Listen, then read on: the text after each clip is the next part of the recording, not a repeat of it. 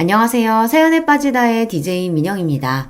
오늘 사연자님은 사람이 겉으로만 봐서는 그 새까만 속을 절대 알 수 없다는 사실을 뼈저리게 느꼈다는데요. 과연 어떤 사연인지 들어보겠습니다. 오늘도 두 가지 사연 준비되어 있으니 끝까지 함께 해주시고요. 그럼 오늘의 사연 바로 시작할게요. 구독과 좋아요 잊지 말고 꾹 눌러주세요. 안녕하세요. 저는 이제 막 50대 줄에 들어선 가정주부입니다. 저도 40대까지는 사람이 활기도 있고 하고 싶은 것도 많고 그랬었는데 요즘은 이상하게 기분도 축축 처지고 아무것도 하고 싶지가 않아요. 이런 이야기를 남편과 아이들에게 했더니 다들 하나같이 한다는 말이 갱년기인 것 같다고 하더라고요. 물론 저도 압니다. 제가 갱년기가 오기는 했죠. 하지만 아무리 갱년기라고 한들 단순히 호르몬의 문제라고만 생각하기엔 제 마음이 너무 답답하고 힘들어요. 친구들 추천으로 영양제도 먹어보고 병원에 가서 검사도 이것저것 받아봤는데 영 효과가 없더라고요. 30대, 40대 때에는 애들 키우고 남편 뒷바라지만 하느라 매일 정신없이 살았는데요. 그래서 우울한 줄도 모르고 살았어요. 그런데 이제 애들도 다 커서 대학도 다니고 자기들 생활도 생기니 저도 특별히 신경 쓸 게 없더라고요. 그래서 더 허전하고 우울한 건 줄은 몰라도 이상하게 별거 아닌 일에 기분이 상하고 서운하고 그래요. 최근엔 별것도 아닌 걸 가지고 큰딸에게 짜증을 냈어요. 큰딸이 남자친구가 생겨서 요즘 연애하느라 바빠요.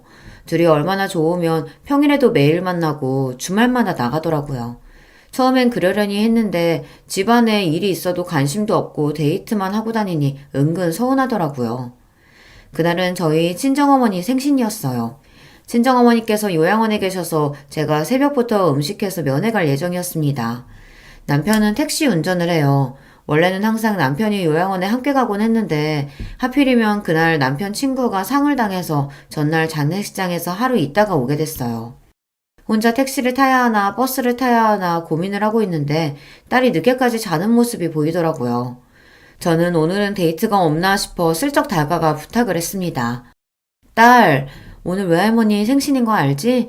엄마 음식 싸서 요양원 갔다 오려고 하는데 같이 갈래? 다른 날도 아니고 생신이니 손녀까지 같이 데려가면 어머니도 오랜만에 좋아하실 것 같아 부탁했습니다. 저는 딸에게 말하면서도 어쩐지 눈치가 보였어요. 자식들 어릴 때야 제가 굳이 말하지 않아도 제가 어디만 가면 졸졸 따라다녔었지만 이제 좀 컸다고 마트라도 한번 같이 가자고 말하기가 괜히 민망스럽더라고요. 공부하고 아르바이트하고 자식들도 바쁘고 힘든데 제가 괜히 귀찮게 하는 것 같아서요.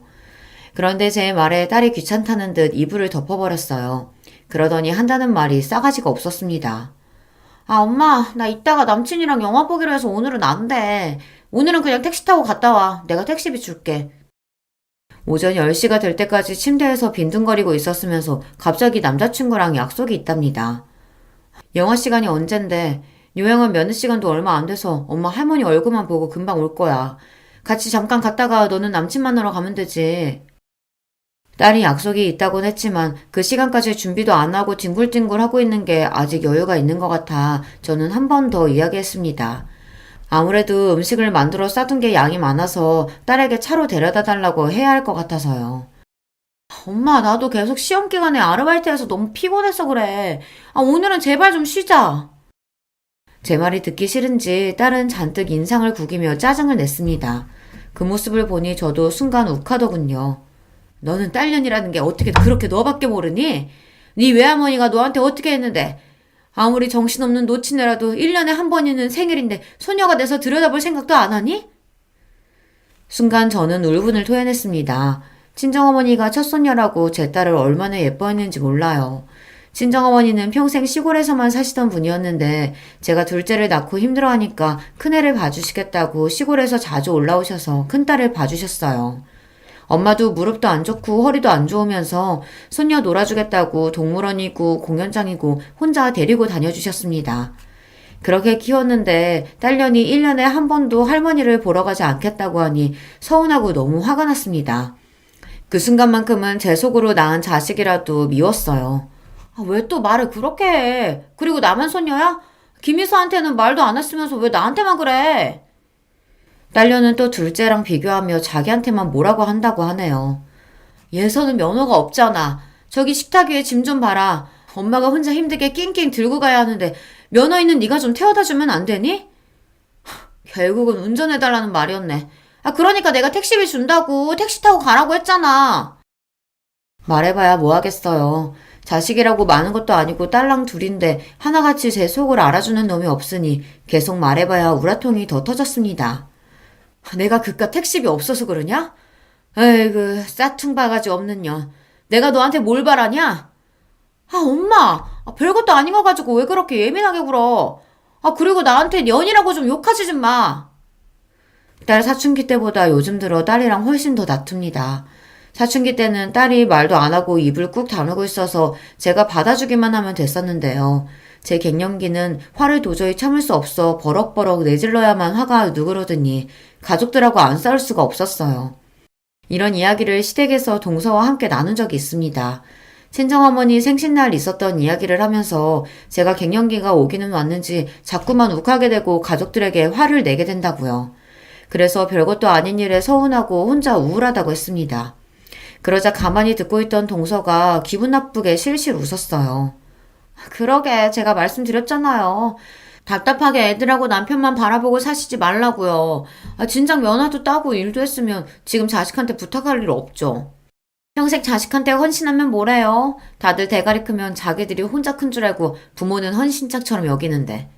저 보세요. 애 있다고 애한테 얽매이지 않고 자유롭게 살았더니 지금도 저나 애나 각자 알아서 잘만 살잖아요. 동서 말이 틀린 말이 아니라는 건 저도 잘 압니다. 하지만 동서에게 듣고 싶은 말은 그런 현실적인 조언이 아니었어요. 저는 위로가 필요했습니다. 동서야 젊어서부터 돈도 잘 벌었으니까 슈터도 쓰고 학원도 다 보내면서 키워서 그렇지. 우리 집 사정이 동서네랑 어디 같나. 다를 게 뭐가 있어요. 형님도 애 하나만 낳고 작은 직장이라도 다녔으면 지금 그 꼴은 안 당하죠. 그러게 왜 애를 둘이나 낳아서 일을 그만뒀어요? 애들도 엄마가 자기 일하고 돈 벌면 무시 못해요. 자식 때문에 속상해서 하소연 좀 했더니 동서는 단번에 저를 자식에게 무시당하는 엄마로 만들었습니다. 우리 애들이 날 무시해서 그런 게 아니라 이제 다 커서 자기들 생활이 생기니까 그렇다는 거지. 동서도 지연이 커봐. 지금이랑은 달라. 이런 이야기를 하려던 건 아니었는데 동서가 자꾸만 지금까지 살아온 제 삶을 부정하며 나쁘게 이야기를 하니 저도 은근 기분이 상하더라고요. 저는 형님이랑 달라요. 지연이가 크면 자기가 알아서 사는 거지. 제가 신경 쓸 게 뭐 있어요? 저는 지연이가 뭘 하든 간섭 안 할 거예요. 딸 키우는 게 그렇게 쉬운 줄 알아? 요즘 세상이 얼마나 위험한데. 동서도 자기 일만 신경 쓰지 말고 지연이한테 관심도 좀 가져. 한참 사춘기잖아. 동서가 똑똑하고 뭐든 잘하는 걸 알면서도 저는 괜히 자격지심에 아무 말이나 막 했습니다. 동서한테 말해봐야 제가 절대 이길 수 없다는 걸 알면서도 말이죠. 한참 사춘기 맞죠? 근데 우리 지연이는 괜찮아요. 스트레스 풀라고 제가 병원에서 매일 피부관리도 해주고 백화점에서 쇼핑하라고 제 카드도 줬어요. 형님은 모르시겠지만 요즘 애들은 금융치료라고 해서 부모가 집에서 챙겨주는 것보다 한도 없는 카드 주는 걸 더 좋아하거든요. 그거면 사춘기고 뭐고 그냥 지나가는 거죠 뭐. 제가 이렇게 푼수해요. 동서한테 이런 이야기를 해봐야 제 마음을 이해할 리 없는데 괜한 소리를 해서 또 듣기 싫은 소리를 듣고 말았습니다. 제 동서지만 참 잘났어요. 동서는 피부과 의사입니다.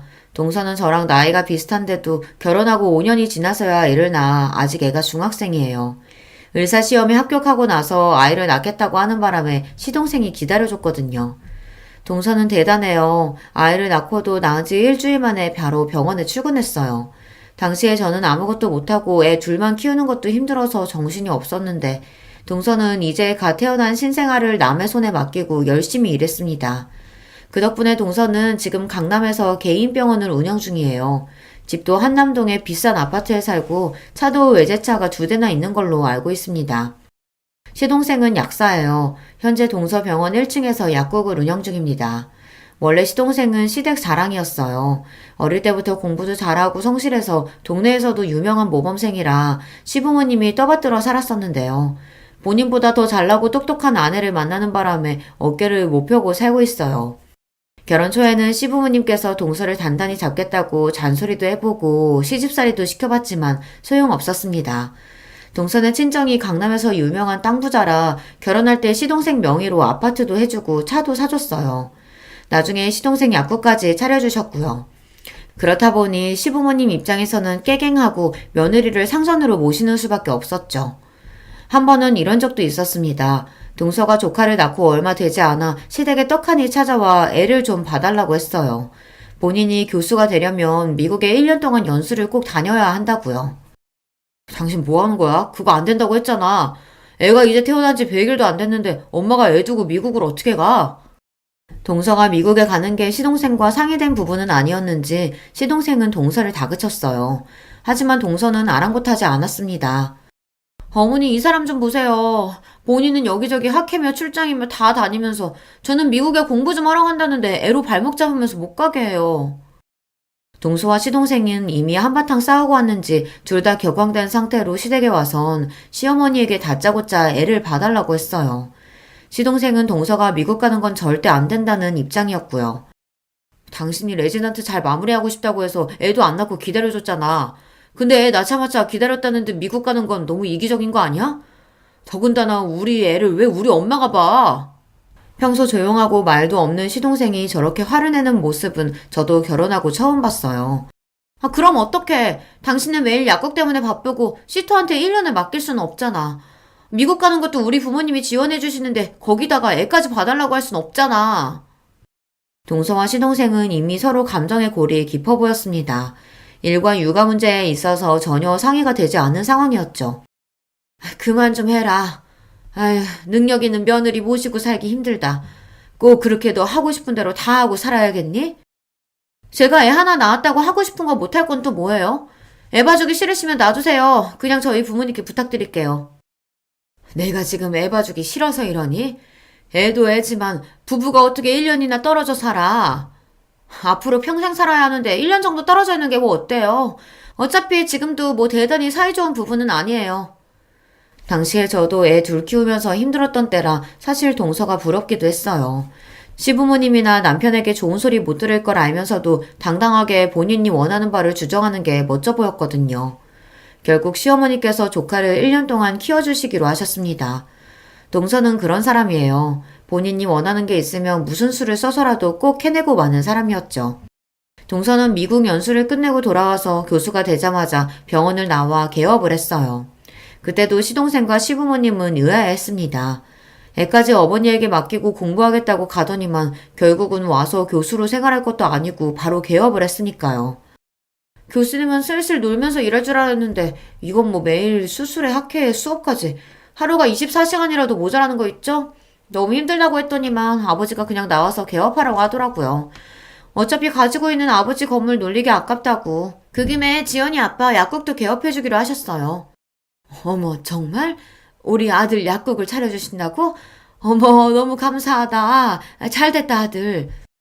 그때까지는 시동생이 남의 약국에서 월급쟁이로 일하고 있었는데 능력 있는 처가 덕분에 약국을 차리게 된 거죠. 동서가 미국에 가 있는 사이 시어머니는 매일같이 조카를 보면서 애 버리고 간 못된 년이라고 동서 욕을 하시더니만 약국 이야기에 웃음이 떠나질 않으셨어요. 어머니께서 1년이나 우리 지연이 봐주셨는데 당연히 그 정도는 해드려야죠. 나중에 약국이랑 병원 개원하면 자주 놀러오세요. 동서를 보면서 한 번 더 크게 느낀 게 돈이 참 좋은 거라는 겁니다. 동서처럼 머리도 좋고 능력도 있는 사람이 경제적으로도 여유가 있으니 어디서든 기죽을 일이 없더라고요. 결혼하고 5년 동안 아이를 낳지 않아도 당당하고 애를 낳자마자 남편과 아이를 두고 미국에 가도 당당하고 그러고 돌아와 돈으로 모든 보상을 하고 나니 다들 한마디도 안 하더라고요.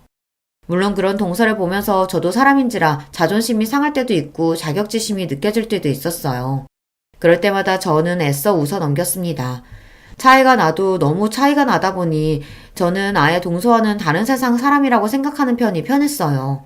그런데 저도 나이가 들고 갱년기라 예민해서인지 몇 년 전부터 동서의 행동이 거슬리기 시작했어요. 최근 저희 친정어머니께서 돌아가셨습니다.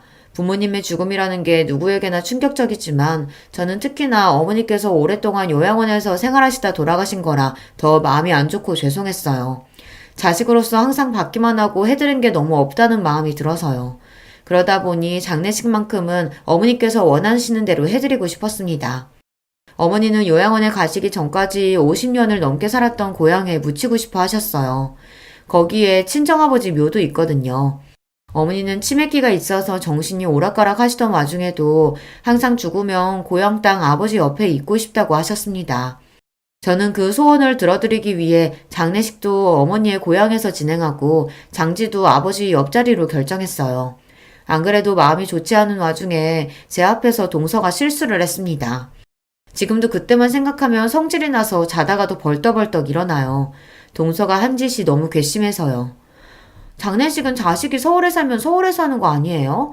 아니 무슨 조문객도 별로 없으시면서 굳이 장례식을 이 먼 목포까지 와서 해요. 아 바빠 죽겠는데 환자들 일정 변경하느라 죽는 줄 알았잖아요. 당신은 무슨 그런 소리를 해? 왜? 내 말이 맞잖아.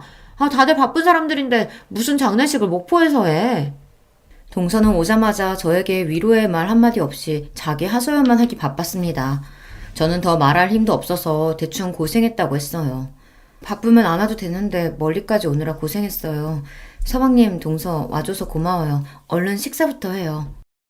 마음 같아서는 너 같은 거 안 와도 된다고 소리치고 싶었지만 어쩌겠어요. 저런 것도 가족인걸요. 저는 애써 고생했다고 어깨를 다독이며 육개장이라도 한술 뜨라고 자리를 안내했습니다. 그런데 그때 동서가 미간을 확 구기더니 갑자기 코를 잡았어요. 아니요, 저 안 먹어요. 이거 무슨 냄새야? 뭔지 몰라도 냄새가 너무 지독해서 여기 앉아서는 먹고 싶지 않아요. 여보, 그만 좀 해. 형수님도 마음 안 좋으시고 정신 없으실 텐데 왜 그렇게 호들갑을 떨어? 저희 고향에서는 장례식이든 결혼식이든 집안에 손님들을 부르면 항상 홍어를 내놔요. 그러다 보니 장례식장에 홍어 전 냄새가 좀 났나 봐요. 그걸 가지고 동서가 학을 떼며 난리를 치더군요. 내가 바빠 죽겠는데 여기까지 와서 이런 냄새 나는 데서 밥까지 먹어야겠어? 형님, 저 도저히 안 되겠어요. 저 그냥 나가서 따로 밥 먹고 올게요. 동서는 아예 잠시도 못 있겠다고 인상을 구기더니만 정말로 나가서 식사를 했어요. 시동생은 저 사람이 워낙 유난하다고 죄송하다고 사과했지만 저는 이미 마음이 상했습니다. 아무리 사람이 개념이 없고 상식이 없어도 그렇지 어떻게 남의 장례식장에 와서 저런 소리를 대놓고 할 수 있을까 싶더라고요. 그때부터였어요. 동서와는 웬만하면 상종하지 말아야겠다 싶었던 게 말이죠. 그런데 제 마음과는 달리 문제가 좀 생겼습니다. 동서 앞에서 제 자존심이 산산이 부서지는 사건이 있었어요. 어머니가 돌아가시고 나서 제 마음이 자꾸만 헛헛하고 갱년기로 예민해지는 게 스스로 너무 싫어서 아르바이트를 시작했어요. 아는 사람이 하는 반찬 가게에서 오전에 일을 도와줬습니다. 생각보다 일이 재밌더라고요. 지난 20년 동안 가족들을 위해 음식은 많이 해봤지만 내가 만든 음식을 사람들이 돈을 주고 사 먹고 맛있다고 해주는 건 처음이니까요. 가게 사장님도 제가 오고 나서 매출이 늘었다고 하니 은근 기분이 좋았습니다. 그러던 중 아르바이트가 끝나고 집에 가는 길에 시댁에 잠깐 들렸어요. 반찬 가게에서 가져온 반찬을 시부모님께도 좀 나눠드리려고요. 그런데 때마침 시댁 주차장에서 동서가 나오더군요. 시부모님이 김치 가져가라고 해서 잠깐 들렸다고요. 그러면서 제 손에 들린 쇼핑백은 뭐냐고 물었어요. 저는 어머니 장례식 때 이후로 동서랑은 말도 섞고 싶지 않아 내내 피해 다녔는데 이렇게 딱 마주치고 보니 저도 모르게 당황해서 대충 말을 얼버무렸어요. 시부모님 가져다 드릴 반찬이라고요. 암튼 형님은 가만 보면 어른들한테 참 잘해요. 저는 이렇게 얻어다 먹을 생각만 하지 직접 만들어서 가져다 드릴 생각은 안 해봤는데 역시 맏며느리감은 정해져 있나 봐요. 동서가 웬일로 제 칭찬을 다 하더군요. 순간 저 여우 같은 년이 웬일인가 싶었습니다. 집에서 만든 건 아니고 내가 얼마 전부터 아는 사장님 가게에서 일해서 남은 거 가지고 온 거야. 괜찮으면 동서도 좀 가져가던지. 동서랑 마주보고 이야기하는 게 괜히 불편해서 반찬 가게에서 일하고 있다고 이야기를 한 건데 순간 제 말에 동서가 눈이 동그래지더니 갑자기 제게 달려오더라고요. 그러더니 한다는 말이 놀라웠어요. 어머, 형님 잘 생각했어요. 아주버님이 혼자 돈 벌어 다니시길래 형님은 도대체 맨날 집에서 놀면서 뭐 하나 싶었는데. 그래요. 형편이 어려우면 사람이 일을 해야죠. 동서의 말에 저는 순간 놀라서 입이 다물어지지 않았습니다. 제 남편이 저도 모르게 돈을 구하러 다닌다네요. 동서, 그게 무슨 소리야? 애들 아빠가 돈을 구하러 다닌다니. 설마 우리 애들 아빠가 동서한테 돈 꺼갔어? 아주버님이 직접 나한테 꺼간 건 아니고 우리 지연 아빠한테 돈 좀 빌려달라고 하셨더라고요. 둘째 대학 등록금이 좀 부족하다고. 동서의 말에 저는 심장이 쿵 하고 떨어지는 것 같았습니다. 제가 얼마 전 남편에게 애들 등록금 이야기를 했을 때 남편은 알겠다고 문제 없다고 했거든요. 저는 그 말만 믿고 정말 그런 줄 알고 넋을 놓고 있었는데 남편 혼자 돈 걱정에 전전긍긍했을 걸 생각하니 가슴이 시큰하더군요. 에이, 근데 우리 지연 아빠 돈이 뭐 그 사람 돈인가요? 사실 다 제 돈이지. 많이 급하신 것 같아서 제가 그냥 드리라고 했어요. 뻔히 형님네 사정 아는데 꺼주긴 뭘 꺼줘요. 어차피 못 받을 돈. 동서는 역시나 참 대단합니다. 같은 말을 해도 사람을 바보로 만드는데 일가견이 있어요. 남편이 저에게 말을 안 했는데 둘째 대학 등록금이 부족해서 시동생에게 빌렸나 봐요. 속마음은 우라통이 터지고 가슴이 찢어지는 것 같았지만 재수없는 동서 앞에서 티를 낼 수가 없었죠. 그런 일이 있었구나. 나는 모르고 있었네. 동서 미안하고 고마워. 그 돈은 내가 금방 갚을게. 아, 아니에요, 형님. 내가 꼭 돈 내놓으라고 한 것처럼 사람 민망하게 왜 그래요? 우리한테 돈 몇백이 뭐 돈인가요? 정말 괜찮으니까 신경 쓰지 마세요. 아니야, 동서. 그 돈 내가 꼭 갚을 거야. 그러니까 괜한 소리 하지 말고 그냥 받아. 동서와 이야기를 나누면 나눌수록 제 감정은 점점 더 격앙되었습니다. 자존심이 너무 상해서요. 형님, 왜 또 정색하고 그러세요? 사람 무섭게. 우리 형님 이제 보니까 자존심 엄청 강하시구나? 알았어요, 알았어. 그 돈 갚으세요. 제가 다 받을게요. 동서는 대단히 인심이라도 쓰는 것처럼 돈을 받겠다며 실실 웃었어요. 제가 그동안 참 멍청했습니다. 매일 살비비고 사는 남편이 무슨 생각을 하고 사는지도 모르고 저 혼자 갱년기니 뭐니 하면서 세상 편한 소리나 하면서 살았어요. 그날 저녁 저는 남편에게 동서와 있었던 일을 조심스럽게 이야기했습니다. 그렇게 힘들면 말을 하지 왜 끙끙 앓았냐고요. 그러자 남편은 오히려 제 걱정을 했어요. 동서가 또 기분 상하게 한 건 아니냐고 말이죠. 당신 장모님 돌아가시고 힘들어하는 거 뻔히 아는데 거기다가 대고 돈 이야기를 어떻게 해. 그때는 수금이 늦어져서 그런 거니까 걱정하지 마. 내가 금방 그 돈 갚을 거니까. 남편은 참 착한 사람입니다. 평생 혼자 처자식 먹여 살리느라 고생도 많이 하고 힘든 일도 많았을 텐데 저에게는 항상 괜찮다고 걱정하지 말라고만 합니다. 저는 변하기로 했습니다. 고등학교 졸업하고 서울에 올라와 배운 것도 없이 결혼해서 애들 키우며 사느라 현실에만 안주하고 하루하루 의미 없이 살았었는데 이제는 그러지 않을 거예요. 저는 아르바이트 하던 반찬 가게에서 정직원으로 새벽부터 오후까지 일했습니다. 결혼하고 처음으로 제가 일에 월급을 받아 남편에게 줬어요. 남편은 고생스럽게 왜 일을 하냐고 했지만 저는 괜찮다고 했습니다. 처음 하는 일이지만 즐겁고 재밌다고요. 진심이었습니다. 대단한 일은 아니지만 제가 잘하는 일을 가지고 돈까지 버니 기분도 전보다 훨씬 나아지는 것 같고 딸들과도 마찰이 확실히 줄더라고요. 제일 좋은 건 돈을 버니 마음의 여유가 생겼다는 겁니다. 그리고 약속대로 몇 달 뒤 시동생에게 빌린 돈은 제가 다 갚았어요. 시동생은 갚을 필요 없다고 했지만 그러면 제 마음이 너무 불편하니 꼭 받아달라고 했습니다. 그러던 어느 날이었습니다. 시아버지 팔순이시라 시댁에서 가족들끼리 모여 식사를 하기로 했어요. 원래는 동서가 해외여행을 가자고 이야기했었는데 시아버지께서 최근 무릎이 안 좋아 수술하시는 바람에 여행은 안 가기로 하고 가까운 친인척만 모여 식사를 하기로 했습니다. 사실 저는 다행이다 싶었어요. 시아버지께서 아프신 건 안타깝지만 다 같이 해외여행을 가는 건 솔직히 부담됐거든요. 요즘 누가 촌스럽게 집에서 잔치해요. 그냥 해외여행 가요, 어머님. 어머님, 아버님 연세도 있으신데 언제 또 다 같이 여행을 가보겠어요? 이 많은 식구가 한 번에 여행 가려고 하면 비용이 만만치 않을 텐데 해외는 좀 부담스럽고 국내로 한번 알아볼까? 요즘 우리나라도 물가 많이 올라서 국내에서 여행하나 해외로 가나 크게 다르지 않아요.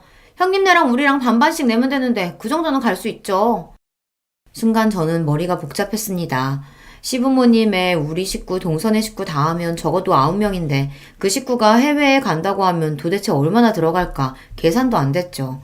제 머릿속이 정신없이 돌아가는 걸 여우 같은 동서가 눈치챘는지 피식 저를 비웃었습니다. 형님, 반씩 내는 것도 부담스러우시면 그냥 저희가 다 낼게요. 그거 얼마나 한다고 티나게 그렇게 놀라고 그래요. 제 표정만 보고 비웃더니만 동서는 본인이 다 내겠다고 했어요. 그러다 시부모님은 됐다고 손사래를 치셨죠. 됐다 됐어. 자식들 힘든데 다 늙어서 해외여행은 무슨 해외여행이야. 젊은 너희들이나 갔다 와. 우리는 안 가도 돼.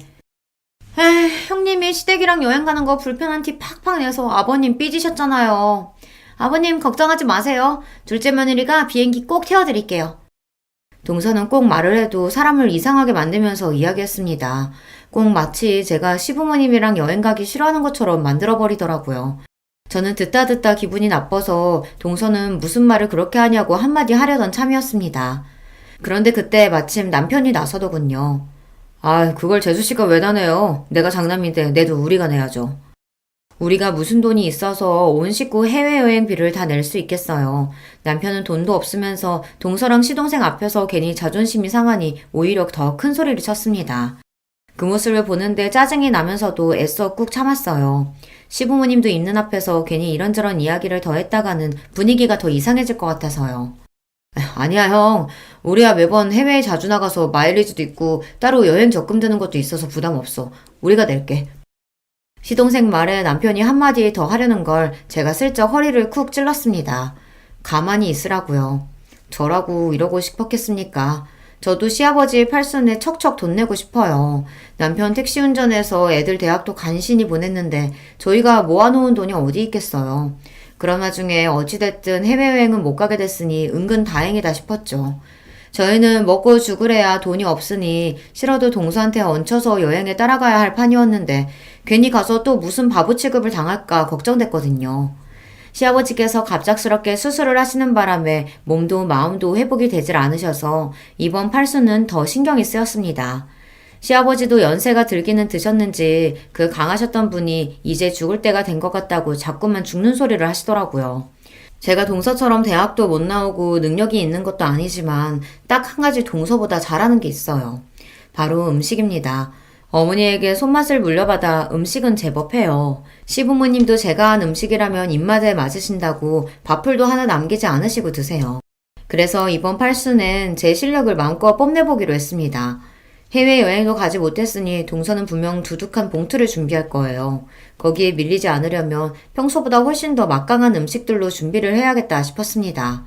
이런 생각을 한다는 게 제가 생각해도 유치하긴 해요. 하지만 저처럼 살아보신 분들은 아실 겁니다. 집안의 며느리라고는 저랑 동서 둘뿐인데 여러 면에서 차이가 나다 보니 알게 모르게 시부모님께 비교당하기도 하고 안 그러려고 해도 혼자 자격지심에 쪼그라들기도 해요.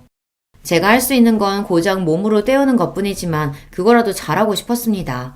저는 시아버지 팔순 일주일 전부터 장을 보고 메뉴를 준비했어요. 장을 보고 있는데 동서한테 연락이 왔길래 음식 준비하느라고 장을 보고 있다고 했더니만 저더러 뭐하러 사서 고생하냐고 하더라고요. 아, 형님은 답답하게 왜 그런 짓을 하세요? 요즘 출장 뷔페랑 배달 음식이 얼마나 잘 돼 있는데요. 우리 그냥 시켜서 먹어요. 출장 뷔페나 배달 음식도 좋지. 근데 동서도 알잖아. 아버님 밖에 음식 안 좋아하시는 거. 다른 날도 아니고 팔순 생신인데 그냥 집에서 준비하지 뭐. 동서도 그날 시간 괜찮으면 일찍 와. 얼마 전 명절에 동서 말대로 제사 음식을 배달시켰다가 시아버지에게 저만 혼났어요. 매번 하던 거 귀찮아서 그걸 돈 주고 샀냐고요. 다행히 시어머니께서 나서서 힘들어서 이번에만 샀다고 이야기하고 대충 넘어가긴 했지만 원래 시아버지는 밖에서 사다 먹는 음식을 싫어하십니다. 그냥 사 먹고 한번 욕 먹으면 되지. 형님은 피곤하게 사신다니까. 어쨌든 음식은 형님이 하기로 한 거니까 형님이 알아서 하셔야지. 제가 일찍 뭐하러 가요. 저는 그 전날도 출근이라 힘들어요. 저는 그냥 시간 맞춰서 갈게요. 동서에게 기대하지도 않았습니다. 제가 음식을 준비한다고 하면 동서는 사먹는 게 훨씬 좋다고 할 줄 알았어요. 대충 시아버지에게 욕 한 번 먹으면 끝날 일이라고요. 동서야 그렇죠. 욕을 먹어도 제가 먹고 본인은 봉투나 휙 들이면 그만이니까요. 저는 더 듣고 싶지 않아 대충 알겠다고 대답하고 전화를 끊었습니다. 생각이 있는 사람이면 시아버지 형제분들도 오시니 알아서 오겠지 싶어서요. 그런데 제가 동서를 몰라도 한참 모르고 있었더군요. 시아버지 팔순 당일 동서는 손님들 오시기 30분 전에야 시댁에 왔습니다. 정말 손님처럼 말이죠. 둘째, 너는 아무리 바빠도 그렇지 큰애랑 나랑 음식하느라 정신없는 거 뻔히 알면서 오늘만큼은 좀 일찍 오지 그랬냐. 동서에게 이야기해봐야 소용없다는 걸 시어머니도 아시다 보니 웬만해서 동서에게 잔소리를 잘 안 하시지만 그날만큼은 제가 며칠 전부터 음식 준비하느라 고생한 걸 다 보셨으니 일부러 저 들으라고 동서에게 한 소리 하시는 것 같더라고요. 하지만 그런 말에 신경 쓸 동서가 아니었습니다. 어머님도 참 요즘에 어떤 시대인데 음식하는 거 가지고 잔소리를 하세요. 그리고 제가 보통 며느리예요? 바쁜 의사 며느리인데 이 정도는 이해해 주셔야죠. 동서는 애교 섞인 목소리로 재수없는 소리를 아무렇지 않게 해댔습니다. 시어머니는 아이고 알고 소리만 두어 번 내시더니 답답하다는 듯 주방을 나가버리셨어요. 어머, 뭘 이렇게 많이 하셨어요? 식구도 얼마 없는데 대충 먹을 거만 하시면 되지. 쓸데없이 가짓수는 왜 이렇게 많이 하셨대? 동서는 시어머니께서 주방을 나가시자마자 무슨 검사라도 하러 온 사람처럼 이것저것 맛을 보더니 굳이 쓸데없는 음식까지 뭐하러 이렇게 많이 했냐입니다. 저는 허리도 한번 못 펴고 준비를 했는데 고생했다는 말도 없이 저 따위로 말하니 사람이 순간 기분이 확 상하더군요. 동서는 살림의 살자도 모르고 음식이라고는 해본 적도 없어서 잘 모르나 본데 잔치 음식에는 다 기본 구성이라는 게 있는 거야. 여기 쓸데없는 음식은 하나도 없어. 아, 그래요? 누가 보면 호텔 주방장이라도 모신 줄 알겠어요. 제 말이 기분이 나빴는지 동서는 곧바로 얼굴을 구기더니 비아냥거리더군요. 그날만큼은 저도 동서에게 지고 싶지 않았습니다. 사람이 아무리 바쁘고 일이 많아도 뻔히 제가 시아버지 생신장을 준비한다는 걸 알고 있었으면서 손님처럼 와서 얻어먹으려고만 하는 꼴이 얄미웠거든요. 음식 그만 좀 만지작거리고 앞치마나 좀 매. 이거 다 가져다 놔야지.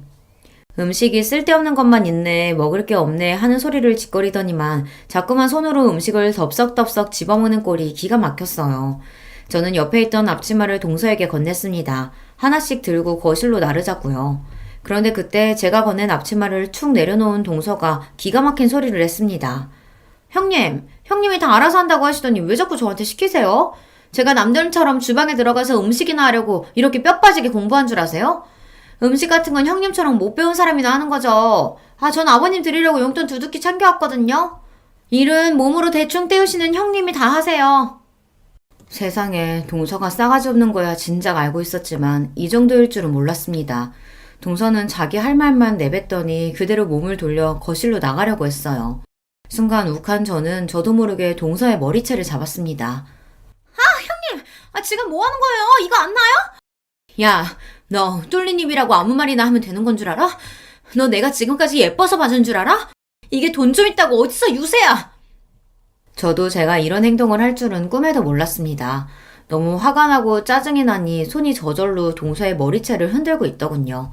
그 순간 시어머니께서 부르시는 소리가 들렸습니다. 손님들 오셨다고요.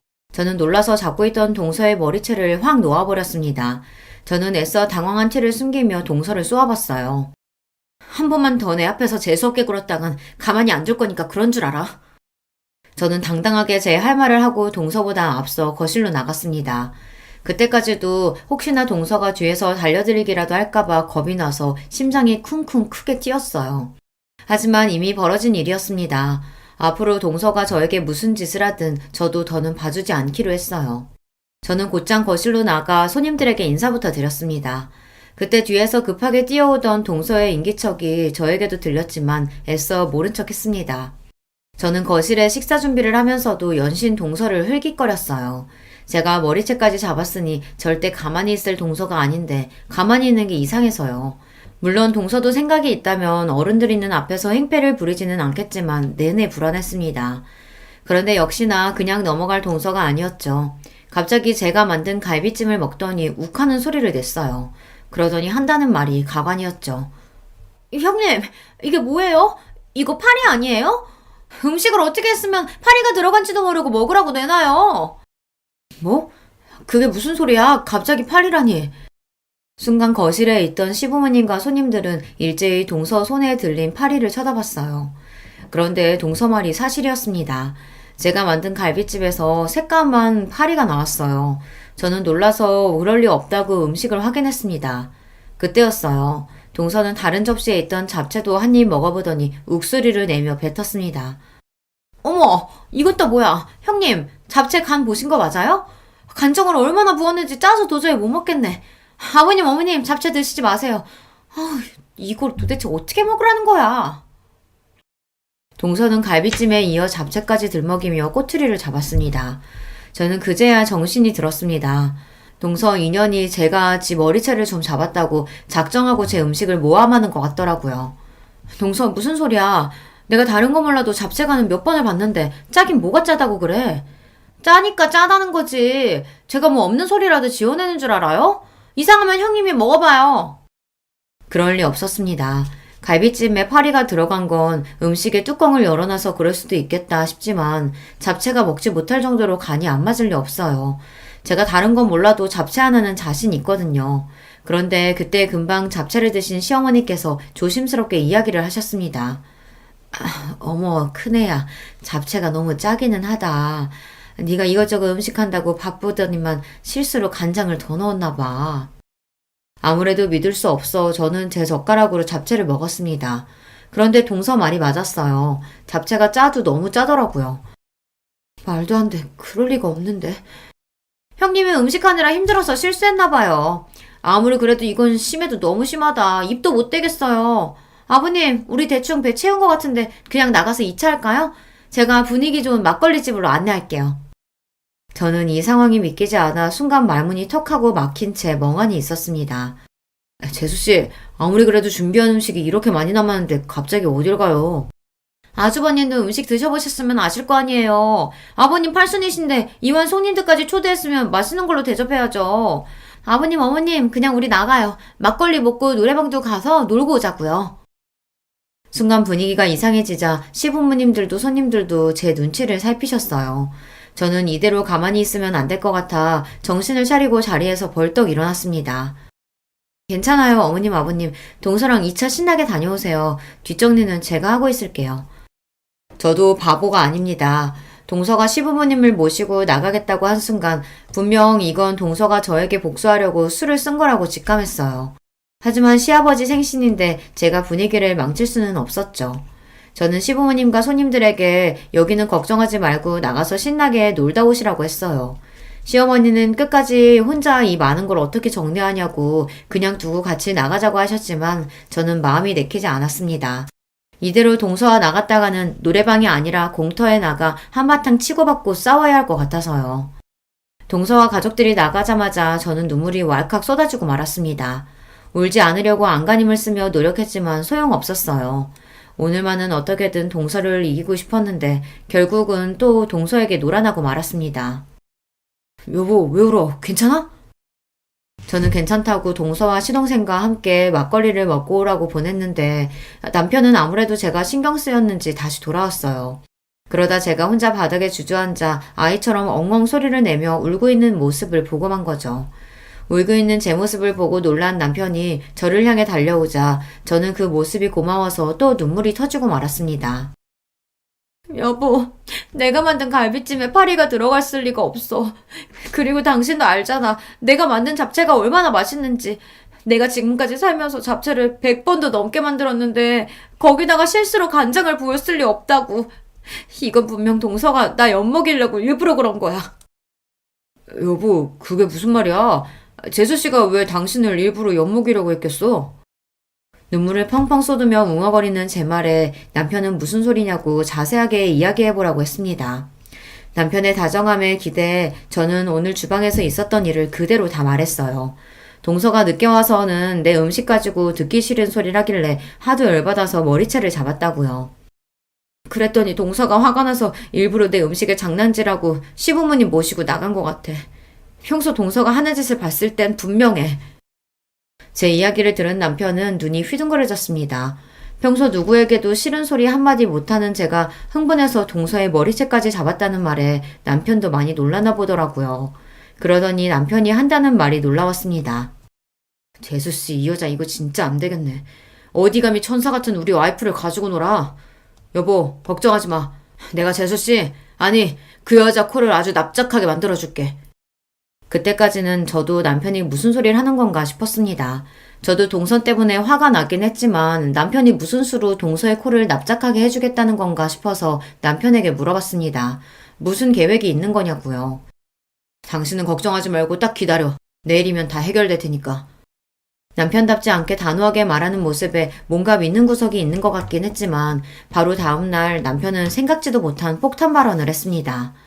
다음날 저녁 남편은 시댁으로 저와 동서를 모두 수집했어요. 어제 생일이라고 거하게 상도 차려주고 막걸리에 노래방까지 가서 신나게 놀았으면 됐지. 오늘은 또 무슨 일로 식구들을 다 불러 모았어? 아버님은 무슨 일이냐고 연신 물으셨습니다. 그러자 남편은 들고 있던 봉투에서 웬 사진들을 꺼내 바닥에 던지듯 뿌렸습니다. 그러더니 한다는 말이 충격적이었어요. 아버님, 어머님, 놀라지 말고 들으세요. 이게 바로 아버님, 어머님이 예뻐했던 둘째 며느리의 진짜 모습이니까. 남편의 말에 자리에 있던 시부모님과 저는 의아한 얼굴로 바닥에 떨어진 사진을 주었습니다. 뭐야, 둘째야. 이게 다 뭐냐? 이 남자들은 누군데 너랑 이러고 있는 거야? 네? 무슨 말씀이세요, 어머님? 남자라뇨? 남편이 뿌린 사진 안에는 술에 잔뜩 취한 동서가 양쪽에 젊은 남자들을 끼고 웬 술집에서 나오는 사진이었어요. 그 사진을 확인한 시부모님은 곧장 동서를 쏘아보았고 동서는 놀라 사진을 구겼습니다. 그러더니 한다는 소리가 기가 막혔어요. 어머, 아주버님, 이게 다 뭐예요? 아주버님 혹시 스토커예요? 남의 사진을 이렇게 마음대로 찍으면 어떡해요? 모 눈에는 뭐만 보인다더니 스토커는 무슨. 아버지, 어머니, 그 사진 속 술집 보통 술집 아니에요. 돈만 주면 젊은 남자들이랑 술 먹고 노는 룸사롱이라고요. 그랬습니다. 알고 보니 얼마 전 남편이 손님을 태우고 강남에 갔다가 우연히 한 술집 앞에서 동서를 보았답니다. 남편은 동서 병원이 강남에 있으니 일이 끝나고 한잔 했나 보다 싶어 아는 체 하려고 했대요. 동서가 술에 많이 취했으면 집에 데려다 주려고요.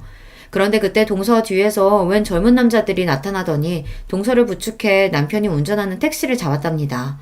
그러더니 동서를 남편의 택시 뒤에 태운 거예요. 동서를 태운 남자들은 딱 봐도 동서의 동료가 아닌 것 같았답니다. 생김새도 의상도 범상치 않았대요. 뒷좌석에 탄 동서는 술을 얼마나 많이 먹었는지 취해서 남편을 알아보지도 못했답니다. 남편이 이런저런 말을 거는데도 아예 알아듣질 못했대요. 그날 남편은 곧바로 시동생에게 연락해 동서를 데려다 줬답니다. 그리고 남편이 강남에서 본 광경을 그대로 이야기한 거예요. 남편의 말에 시동생은 뭔가 짐작가는 게 있었는지 본인이 알아볼 테니 남편에게는 걱정하지 말라고 했답니다. 그러고 보니 시아버지 팔순날 시동생의 표정이 어둡기는 했어요. 동서와 일절 이야기를 나누지도 않았고요.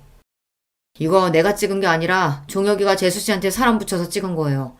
아주 주말마다 호스트바 가서 신나게 노셨더라고요. 거짓말할 생각은 애초에 하지 마요. 사진은 이거 말고도 엄청 많으니까. 그날 이후 시동생은 동서가 술집에 다닌다는 증거를 찾기 위해 사람을 붙였답니다. 그리고 이혼을 준비하고 있었어요. 말도 안 돼. 당신들이 어떻게 나한테 이럴 수가 있어? 호스트바가 뭐, 돈 있으면 여자가 갈 수도 있지. 동서는 시부모님도 계신 앞에서 더러운 본색을 드러냈습니다. 바닥에 떨어진 사진을 벅벅 찢으며 자기는 잘못한 게 없다고 뻔뻔하게 굴었어요. 저는 동서의 뻔뻔함에 소름까지 돋았습니다. 아이고, 이게 다 무슨 일이라니. 동서가 숨겨왔던 진짜 모습이 드러나자 시부모님도 놀라서 뒷목을 잡으셨어요.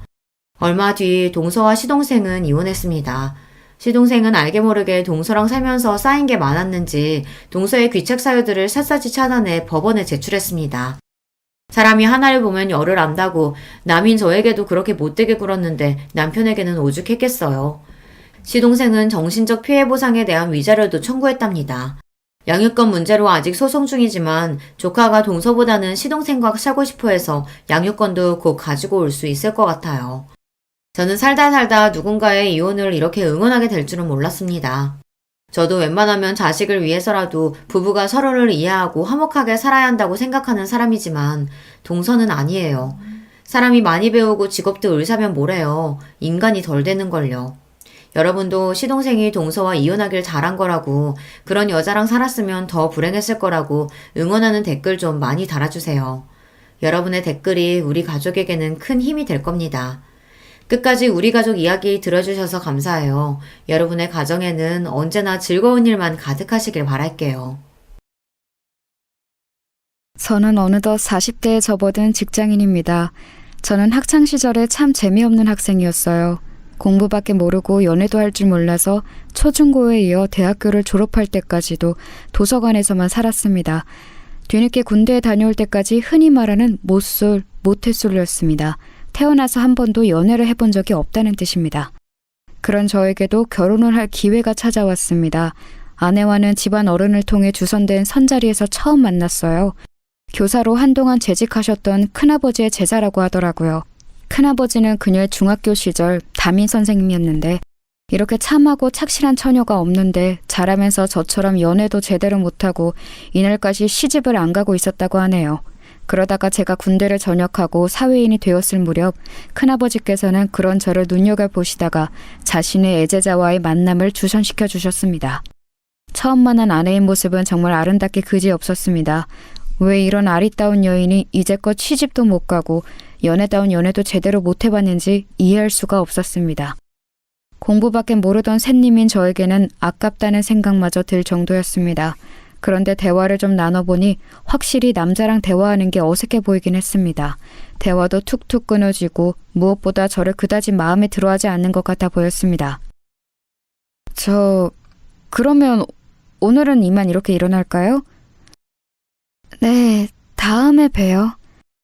뻘쭘한 분위기를 더 못 견딘 제가 자리를 펴하는 제안을 했고 그녀는 상투적인 다음에 보자는 말로 인사를 나눈 뒤 그날은 그렇게 헤어졌습니다. 어색해하던 그녀의 모습을 떠올리면서 이번 만남도 물 건너갔구나 싶었습니다. 그런데 며칠이 지나서 그녀에게서 먼저 문자가 와 있었습니다. 준석 씨, 그날 잘 들어가셨어요? 우리 다음에 보기로 했는데 언제가 좋을까요?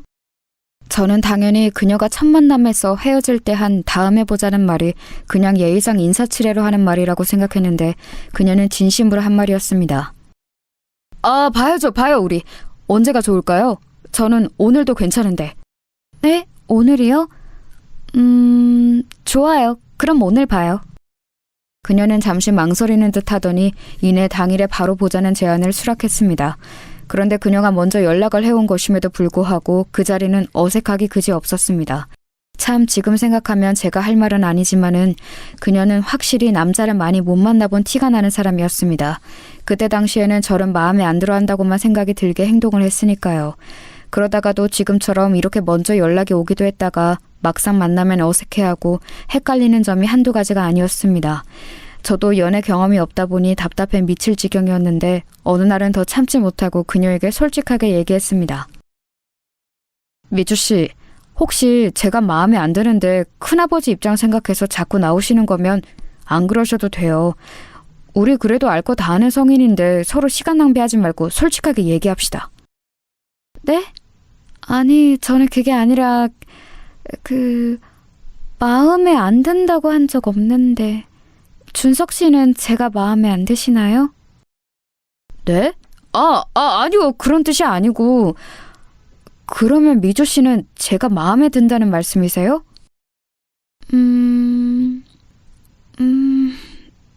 네. 그녀는 몇 차례 쭈뼛거리더니 이윽고 힘겹게 긍정의 대답을 했습니다. 저는 답답한 마음에 이 관계를 빨리 끝내는 게 좋겠다는 생각에 던진 말이었는데 이내 돌아온 아내의 답변이 저를 마음에 들어한다니 살면서 여자 입에서 그런 이야기를 들어본 게 처음이어서 많이 당황스러웠던 기억이 납니다. 저는 미주 씨가 저 마음에 안 들어 하시는 줄 알았어요. 만나서도 말씀도 잘 안 하시고 문자도 단답으로만 대답하시고 그래서 그냥 스승님이신 큰아버지 입장 생각해서 어쩔 수 없이 몇 번 나와주신다고 생각했어요. 아니에요. 아무리 선생님 생각했더라도 그것만으로 이렇게 여러 번 나오지는 않죠. 제가 표현이 조금 서툴러요. 그 부분 조금만 이해해 주세요. 세상에 이렇게 어색하게 서로의 마음을 확인하는 커플이 또 있을까요?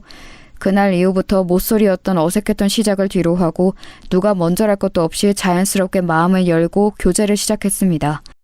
교제 초반에는 아내가 계속해서 어색해하던 모습이 잊혀지지가 않습니다. 만나서 데이트할 때 어색함이 계속되는 것은 물론 떨어져 있을 때도 문자의 답도 잘 안 하고 전화도 잘 안 받을 때가 많았습니다. 하루 종일 연락이 안 될 때면 불안하기도 했습니다. 서로의 마음을 확인했는데도 이렇게 계속 저를 어색해하고 불편해하는 모습이 계속되길래 저는 그녀를 진지하게 앉혀놓고 이야기했습니다. 미주야, 나는 아직도 미주 마음이 헷갈려. 분명히 내가 마음에 든다고도 했고 그래서 교제도 시작한 건데 남자친구인 나를 불편해하고 어색해하니까 진짜 나를 좋아하긴 하는 건지 계속 만나고 싶은 마음은 있는 건지 잘 모르겠어. 당연히 좋아하지. 아니, 그 이상일 거야. 근데 오빠, 나 사실 말 못한 얘기가 있어. 내가 이렇게 사람 대하는 거 어색해하고 심지어는 남자친구한테까지 이러는 거 다 이유가 있어. 괜찮으면 들어줄 수 있어. 그녀는 무언가 상기된 채로 어렵게 말을 꺼냈습니다. 응, 뭔데? 말해봐. 다 얘기해봐. 그게 사실 나는 어린 시절 안 좋은 기억을 가지고 있어. 왕따를 당했었는데 그게 내 인생의 발목을 잡는 커다란 사건이 되어버렸어. 그 기억 때문에 오랫동안 고통받으면서 살았고 그걸 극복하기 위해 정말 눈물나게 노력했어. 정신과의 도움도 오랫동안 받았고 오랫동안 이어오던 약물 치료도 지금이 되어서야 조금씩 끊고 있어. 내가 사람들 대하는데 어색해하고 특히 오빠를 대하는 데 있어서 더 그러는 거. 사실 사람에게 상처받았던 내 마음이 또 상처받지 않을까 두려워서 그러는 거야. 너무나 충격적인 이야기였습니다. 이렇게 천사 같은 여자가 그런 아픈 기억을 안고 있었다니요. 그녀는 점점 눈시울이 붉어지면서 계속 이야기를 이어나갔습니다. 사실 오빠도 너무너무 좋은데, 아니 사랑한다고 하는 말이 더 맞을 거야. 그런데 오빠를 사랑하면 더할 사랑할수록 오빠도 나한테 상처 줬던 사람들처럼 나를 떠나가 버릴까봐 무서워. 그러다 보면 선뜻 다가서지 못하겠어. 오빠가 나를 버린다고 생각하면 너무 슬퍼서 못 견딜 것 같거든. 그게 무슨 소리야, 미주야. 내가 널 왜 버려. 너처럼 세상에서 제일 예쁘고 착한 여자를. 그랬구나. 그런 줄도 모르고 난 계속해서 밀어내는 미주를 원망만 했어. 미주야, 나는 어떤 일이 있어도 네 곁에 이렇게 있을 거야. 걱정하지 마. 저는 그녀를 꼭 안아주면서 언제까지고 곁에 있을 거라며 위로했고 그녀는 끝내 크게 울음을 터뜨렸습니다. 그날 이후로 그녀는 제게 더욱더 마음을 열게 되었고 그 특유의 어색함이 잘 없어지지는 않았지만 그래도 그녀 입장에서 많이 노력하면서 관계를 이어나갔습니다. 그렇게 2년여의 교제 끝에 저희는 결혼을 하게 되었습니다. 미주야, 아니 여보, 이제부터 죽을 때까지 우리는 부부야. 부부로서 남은 인생 행복하게 살자. 고마워. 오빠 정말 고마워. 아내는 결혼식 날 눈물을 정말 많이 흘렸습니다. 자신의 인생이 이렇게 기쁘고 행복한 날이 올 것이라고 기대하지 않았다고 합니다. 그리고 무엇보다도 저희 만남을 주선해 주셨던 큰아버지가 정말 문자 그대로 펑펑 우셨습니다. 모르는 사람들이 봤으면 큰아버지가 아내의 친아버지일 거라고 생각했을 거예요. 이 정도로 아내와 큰아버지가 각별한 사제지간인 줄 그날 다시금 새롭게 느꼈습니다. 저는 아내의 지난 모든 상처를 다 덮어주고 다 깨끗이 치유해주고 싶었습니다. 할 수만 있다면 아내를 괴롭힌 사람들을 찾아다가 법에 무서운 철퇴를 가하고 싶었습니다. 지금이라도 늦지 않았으니 그렇게 해보자고 아내에게 슬며시 몇 번 제안해보았지만 아내는 또 다른 보복이 무섭다며 늘 거절했습니다. 저도 아내가 두려워하는 바가 무엇인지 알기에 더는 강요하지 않았습니다. 아내의 힘들었던 과거와는 반대로 저희 부부의 결혼 생활은 행복 그 자체였습니다. 아내는 결혼을 하니까 연애할 때보다 훨씬 더 헌신적으로 변했습니다. 한 번 세상에 상처를 받았던 사람이다 보니까 세상에든 저에게든 완전히 마음을 열지 못하다가 결혼이라는 울타리 안에서 부부가 되고 나니까 저를 일생의 사랑으로 받아들인 것 같았습니다. 그렇게 제게 완전히 마음을 연 아내 덕분에 하루하루가 행복했습니다. 매일 새벽같이 일어나서 정성스런 도시락을 차려주었고 저녁에 퇴근하고 돌아오면 언제나 칠첩반상이 차려져 있었습니다. 항상 저의 와이셔츠는 주름이 없이 빳빳하게 펴져 있었고 출장이라도 가는 날에는 캐리어 안에 속옷부터 양말, 겉옷까지 완벽하게 깔끔하게 정리가 되어 있었습니다. 모두 아내가 준비해준 것이지요. 저는 정말로 이런 호사를 누려도 되나 싶었습니다. 직장 동료들도 늘 정성스럽게 차려진 제 도시락을 보면서 부러워했고 장가 가더니 사람이 더 깔끔해졌다며 칭찬했습니다. 현모양처라는 말이 더 이상 시대에 맞지 않는 말이 되어가는 요즘이지만 제 아내는 문자 그대로 현모양처 그 자체였습니다. 그러다 하루는 아내가 몸살이 심하게 난 적이 있었습니다. 그런데 몸살이 그렇게 심한데도 퇴근하고 돌아온 저를 위해 저녁상을 차리고 있는 게 아니겠어요? 아니 여보, 몸도 안 좋은데 무슨 저녁이야. 내가 알아서 챙겨 먹을 테니까 여보는 얼른 누워서 쉬어. 아니야 오빠, 그래도 밥은 집밥으로 챙겨 먹어야지. 아내는 끙끙대며 기어코 밥상을 다 차리더니 그제야 방 안에 들어가 몸을 뉘었습니다. 나중에 알고 보니 아내가 심하게 감기 몸살이 걸린 데에는 다 이유가 있었습니다. 그날은 여름마다 돌아오는 아파트 수도관 청소 때문에 온수가 하루 종일 안 나오는 날이었는데 하필이며 전날 쏟아진 폭우로 집안이 몇 시간 동안 정전이 됐었다고 합니다. 다음날 출장인 저희 옷가지들을 미처 다 빨지 못한 상태였는데 아내는 세탁기도 안 돌아가는 상황에서 찬물로 손빨래를 다 했다고 하네요. 아무리 여름이었지만 쪼그려 앉아서 그 많은 빨래를 찬물로 손빨래를 하다 보니 몸에 무리가 갔던 것입니다. 아내는 고무장갑 끼고 빨래를 하면 깨끗하게 때가 지워지지 않는다고 늘 맨손으로 손빨래를 하던 버릇이 있었습니다. 그런데 옷까지 몇 개도 아니고 몇 일치 빨래를 그렇게 하다 보니 안 그래도 몸이 약한 아내가 몸살이 날만도 했습니다. 저는 그쯤 되자 아내의 그런 헌신을 마냥 고맙게 넙죽 받을 수만은 없었습니다. 그래서 누워있는 아내에게 다가가 조심스레 얘기를 꺼냈습니다. 여보, 좀 괜찮아? 고마워. 몸도 안 좋은데 나를 위해서 이렇게. 아니야, 여보. 아내로서 당연히 해야지. 국 간은 잘 맞았어?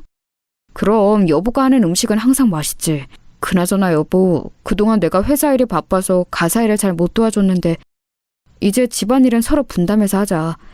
나 여보가 이렇게까지 몸에 병나면서 나를 위해 헌신하는 거 너무 미안해서 못 견디겠어. 아니야, 여보. 여보는 밖에 나가서 돈 벌어오잖아. 여보는 집안일 걱정 아무것도 하지 말고 그냥 밖에 나가서 마음 편히 일하는 데만 집중해. 나는 금방 또 괜찮아질 거야. 여보, 나는 너무 고마운데 가끔 여보가 나한테 헌신하는 거 보면 솔직히 무언가에 쫓기는 것 같은 느낌이 들어. 우리 결혼 전에 여보가 나한테 했던 말 나 아직도 기억해. 내가 당신을 떠날지도 모른다고 했던 말. 혹시 당신 나한테 이렇게까지 정성스럽게 헌신하는 게 그런 두려움에서 그러는 건 아니야? 아내는 제 말을 듣자 한참을 말을 잇지 못했습니다. 그러더니 지난주에 정신과 상담에 다녀온 얘기를 했습니다. 지난주에 상담실에 갔는데 선생님이 그러시더라. 내 얼굴이 너무 좋아졌대. 결혼하고 나서 진정한 행복을 찾은 것 같다고 선생님도 많이 기뻐하셨어. 내 이런 밝은 모습은 처음 본대. 그래서 약을 이제 끊어도 될 것 같다고. 그래? 그거 듣던 중 반가운 소리네. 그런데 한 가지 염려되는 게 있다고 하셨어. 내가 얼굴도 좋아지고 다 좋은데 무언가 알 수 없는 초조함이 엿보인대. 그 부분을 제대로 다루기 전까지 함부로 약은 끊을 수 없다고 하셨어. 그게 뭔데? 그 초조함이라는 게 설마... 맞아. 여보가 지금 말한 그 부분이야. 나 사실 여보랑 결혼하고 세상을 다 가진 것 같았어. 정말 행복했고 여보를 위해서 내가 할 수 있는 건 뭐든지 다 해주고 싶었어. 그런데 어느 순간부터 선생님이 그 부분에 대해서 계속 우려를 표하시더라고. 계속 쫓기고 있는 느낌이 든다면서. 그런데 그럴수록 나는 인정하고 싶지 않았어. 그래서 선생님이 그럴 때마다 주문처럼 아니야, 나는 쫓기고 있지 않아. 나는 남편을 사랑해서 이 일을 하는 거야 라고 되뇌었어. 그 마음은 어느새 선생님을 향한 반발심이 되어서 선생님이 말이 틀리다는 것을 증명이라도 하려는 듯 더 내 몸을 괴롭히면서 여보를 내조했어. 그러다가 이렇게 몸살이 심하게 나버린 거야. 그러니까 마음이 더 불안해졌어. 내가 근원적으로 가지고 있었던 여보가 나를 떠나면 어떡하지 하는 그 두려움. 결혼과 동시에 사라졌다고 생각했거든. 그런데 그게 아니었나 봐. 그리고 그 마음이 아직도 남아있다는 걸 인정해버리면 또다시 여보가 나를 떠날지도 모를 생각에, 그런 생각에 더 내 몸을 갈아가면서 집안일을 했던 것 같아. 아내는 긴 고백을 늘어놓다가 눈물이 차올라서 더 이상 말을 잇지 못했습니다. 저는 그런 아내를 꼭 안아주면서 말했습니다. 여보, 다시 말하지만 나는 결코 당신 곁을 떠나지 않아. 여보의 마음이 불안하면 매일매일 이 말을 해줄게. 하루에 1000번도 더 할 수 있어. 여보의 마음이 안정될 수만 있다면.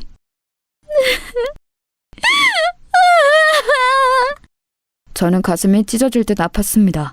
설마 했던 저의 생각이 맞았던 것입니다. 저를 향한 분에 넘치는 헌신은 남편으로서 저를 사랑해서 그런 것도 있지만 혹시라도 제가 자신의 곁을 떠나면 어떡하나 하는 마음에 더욱더 기를 쓰고 헌신을 했을 거라는 저의 생각이요. 저는 그쯤 되자 아내의 마음을 이렇게 쑥대밭으로 만든 못된 사람들과 사건이 궁금해지기 시작했습니다.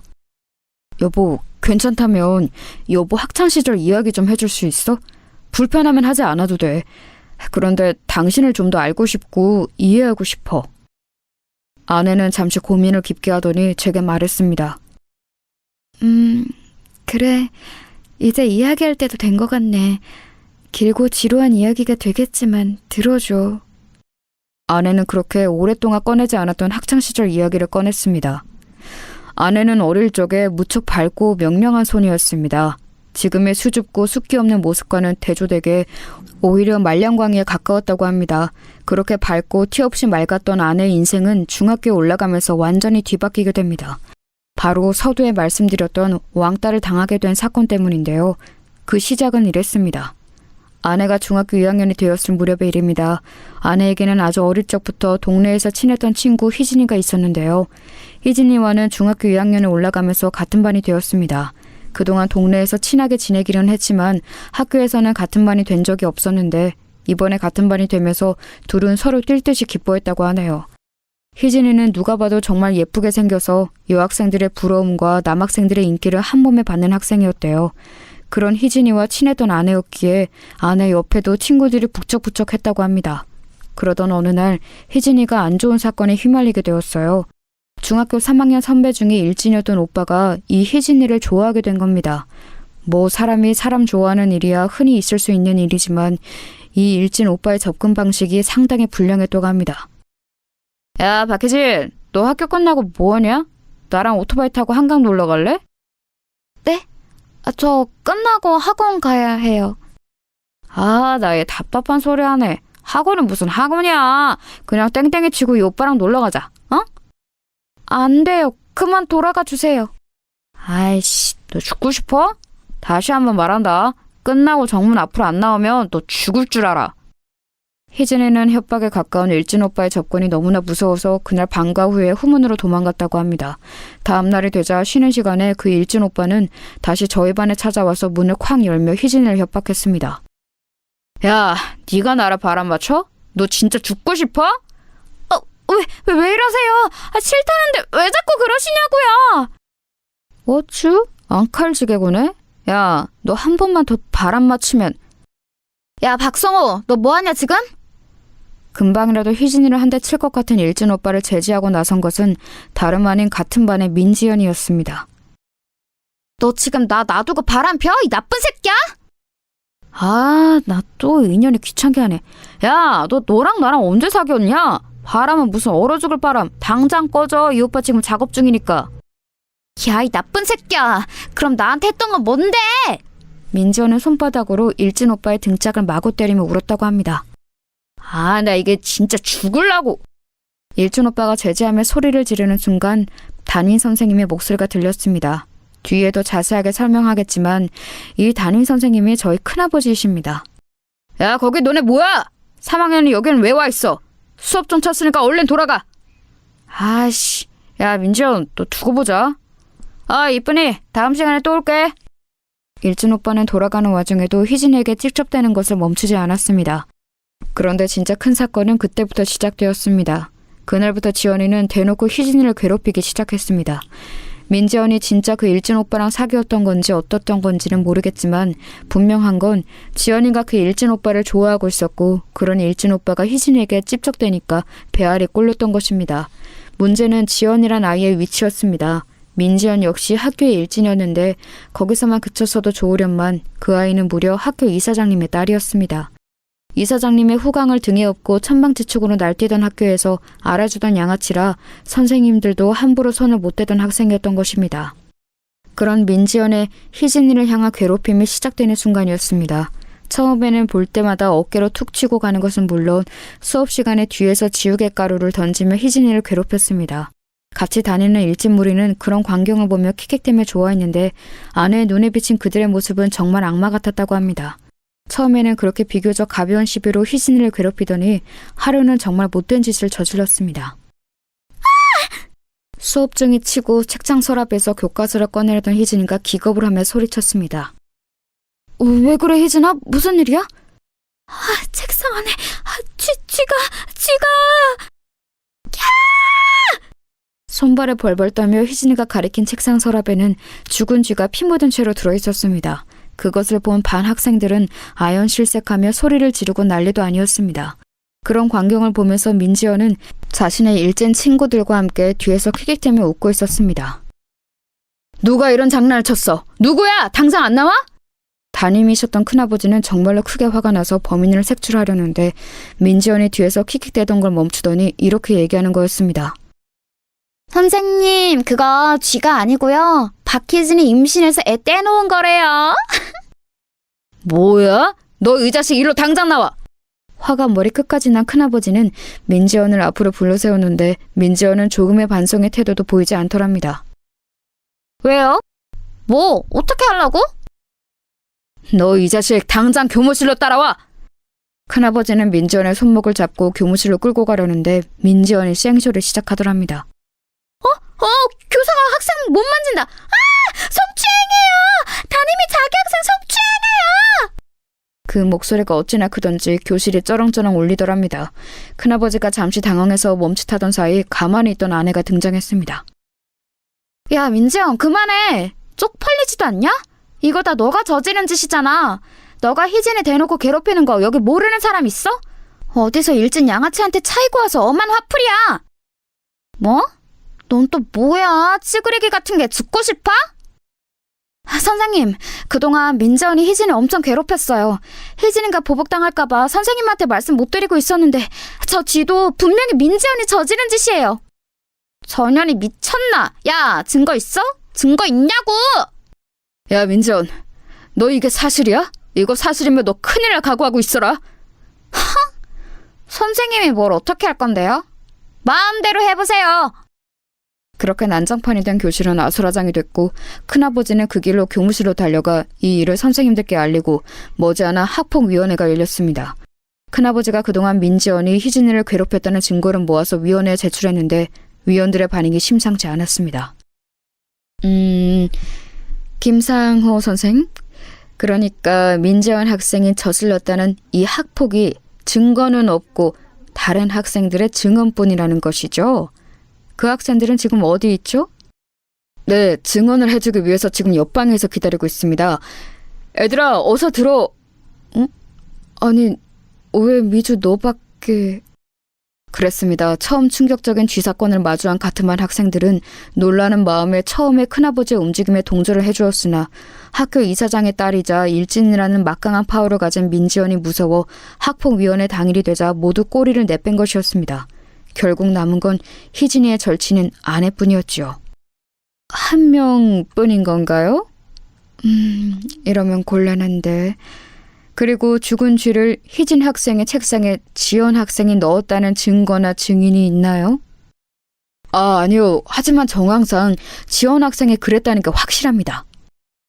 김상호 선생, 지금 무슨 큰일 날 소리 하는 거예요? 정황만 가지고 억울한 학생에게 그런 끔찍한 누명을 더 씌우는 게요? 오히려 무고죄로 김 선생이 징계를 받아야 마땅하겠구만. 네? 아니 그게 무슨... 자... 본위원회는 최종 심의 결과를 발표하겠습니다. 민지연 학생에게 씌워진 학교 폭력에 관한 모든 혐의는 증거 불충분으로 혐의가 없는 것으로 밝혀졌습니다. 이어서 이 자리에 계신 위원들 대부분이 징계위원들이시기 때문에 바로 징계위원회를 열도록 하겠습니다. 네? 그게 무슨 말씀이세요? 누구를 징계한다는 거죠? 징계위원회에서 김상호 선생에 대한 심의 결과를 발표하겠습니다. 무고한 민지연 학생을 모함한 담임 김상호 선생을 3개월 감봉 조치에 처한다. 위원장님, 그게 무슨 말씀이십니까? 위원장님! 의문이 가득한 학폭위원회는 그렇게 큰아버지만 억울하게 끝이 났습니다. 위원회가 끝나고 다들 자리를 나서는데 민지연이 큰아버지만 들리게 이렇게 얘기했다고 합니다. 건네 아저씨, 또 나한테 덤벼봐. 그 다음엔 감봉으로 안 끝날 테니까. 큰아버지는 이를 뿌득뿌득 갈면서 민지연을 노려봤지만 그 자리에서 할 수 있는 것이 아무것도 없었습니다. 이 결과에 가장 큰 충격을 받은 것은 아마도 피해자인 희진이었을 겁니다. 희진이는 큰 충격을 받고 멀리 부산에 사는 큰 이모댁으로 전학을 갔습니다. 희진이가 받았을 충격이 서울과 부산의 거리감만큼 크게 전해지는 순간이었습니다. 아내는 희진이와 눈물의 마지막 이별을 해야 했습니다.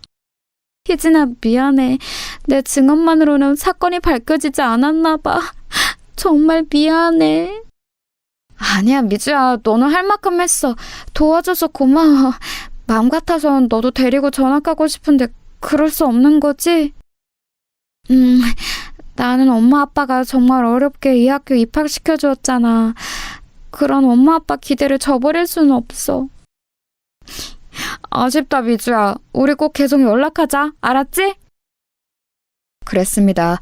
아내도 이 썩은 학교에서 탈출하고 싶었지만 힘든 형편에 부모님이 어렵게 보내주신 사립학교라서 차마 그럴 수가 없는 상황이었던 것입니다. 문제는 그 다음부터 진짜 커지게 되었습니다. 자신들을 괴롭히던 희진이가 전학을 가버리자 새로운 놀잇감이 필요했던 민지연 무리는 그 화살을 아내에게 쏘기 시작했다고 합니다.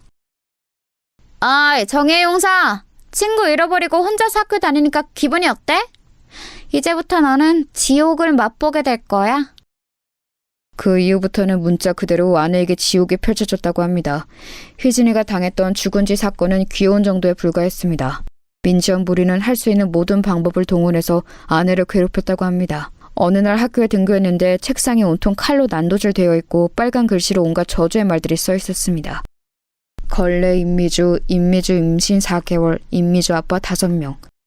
차마 입에 담기도 어려운 말들이 더 있는데 그것까지는 너무 망측해서 이 정도까지만 적습니다. 그런가 하면 이런 일도 있었습니다. 체육 시간이 되어 체육복을 갈아입었는데 운동장에 나가서 두 줄로 뛰고 있으니 갑자기 뒤에 학생이 놀라서 소리치더랍니다. 미주야, 너 바지! 어머나, 이게 뭐야? 아내의 체육복 바지가 날카로운 면도칼로 베어져 있어서 달리기를 하는 순간 벌어져서 속옷이 훤히 드러나게 되었던 것입니다. 처음 입을 때는 몰랐는데 달리면서 점점 벌어지도록 누가 선을 쏘놓았던 것입니다. 그게 누구겠어요? 당연히 저 악마 같은 민지연이었겠죠. 아내는 지금도 그 순간만 생각하면 창피해서 얼굴이 후끈 달아오른다고 했습니다. 어떤 날은 화장실에서 볼일을 보고 있으면 갑자기 위에서 물벼락이 쏟아지기도 했다고 합니다. 놀라서 밖으로 나가보면 낄낄거리며 도망가는 민지연의 무리의 뒷모습이 보였다고 했습니다. 이외에도 민지연은 입에 담지도 못할 잔인하고 망측한 일들로 아내를 괴롭혔는데 아직까지 정신이 온전히 붙어있는 것이 대단하다고 여겨질 정도였습니다. 참다 못한 아내는 이번에는 모든 증거를 모아 큰아버지에게 제출을 했고 큰아버지는 다시 용기를 내어 다시 학폭위원회를 신청했습니다. 그렇게 열린 학폭위원회 날. 김상호 선생, 또 같은 선생의 같은 학생. 이번에는 피해자만 바뀌었네요. 네, 위원장님. 이번에는 증거가 명백하게 있습니다. 피해자라고 주장하는 임미주 학생은 평소부터 민지연 학생과 사이가 좋지 않았고 또 저번 학폭위원회에서 피해자라고 주장했던 박희진 양과 절친한 사이이지요? 네? 그건 맞습니다만 그 얘기는 갑자기 왜... 그러면 임미주 학생이 원한 관계에 의해서 민지연 학생을 모함할 수도 있다는 생각은 안 해보셨나요? 그럴 리가 없습니다. 제가 아는 임미주 학생은 절대 그럴 학생이 아니에요. 여기 증거가 이렇게 명백하지 않습니까? 이런 증거야 원한을 가진 사람이라면 누구라도 조작할 수 있는 거 아니겠습니까? 그게 무슨 말도 안 되는 소리입니까, 위원장님? 그렇다면 임미주 학생이 이 증거를 조작했다는 증거를 대보세요. 정황상 그렇다는 거죠. 정황상. 우리 김상호 선생이 그렇게 좋아하는 정황 말이에요. 위원장님! 자, 판결을 내리겠습니다. 민지연 학생이 임미주 학생을 주도적으로 따돌리고 괴롭혔다는 증거가 명확치 않으므로 민지연 학생에 대한 학교폭력 혐의는 혐의 없음으로 결론 내린다. 자, 그럼 역시 이번에도 바로 징계위원회를 열어볼까요? 또 시작입니까, 위원장님? 민지연 학생을 재차 무고한 김상호 선생에게 3개월 무국정지 처분을 내린다. 위원장님, 정말 너무한 건 아니니까! 분노에 가득 찬 큰아버지의 외침 뒤로 악마 같은 민지연의 조롱만 다시 돌아올 뿐이었습니다. 꼰대 아저씨, 아무리 애써보라니까 마지막에 누가 없나? 도저히 이길 수 없는 싸움이었습니다. 명확한 증거를 댄다 해도 이사장이 끈앞풀이었던 학폭위원회와 징계위원회는 눈 하나 깜짝하지 않았습니다. 큰아버지는 결국 눈물을 흘리며 아내에게 말했습니다. 배주야, 미안하다. 정말 미안해. 이 선생님이 힘이 없어서 너에게 이런 몹쓸 일을 겪게 하는구나. 아니에요, 선생님. 선생님 잘못 아니에요. 울지 마세요. 미주야, 선생님 징계받고 돌아올 때까지 꿋꿋이 잘 버텨야 한다. 다음에 올 때는 꼭 선생님이 그 못된 녀석들 벌받게 해줄게. 감사해요, 선생님. 그렇게 큰아버지의 징계 기간 동안 아내를 향한 민지연의 괴롭힘은 더욱 거세졌습니다. 당연히 이사장인 아버지를 등에 업은 민지연을 제지할 수 있는 사람은 아무도 없었습니다. 그렇게 큰아버지의 징계 3개월이 지난 어느 날, 아내는 그날도 죽을 결심을 수도 없이 고쳐가며 힘겹게 등교를 한 날이었습니다. 그런데 어김없이 책상에 각종 폐륜과 입에 담지 못할 성희롱이 적혀 있어야 하는데 깨끗이 치워져 있더랍니다. 이게 무슨 일이지?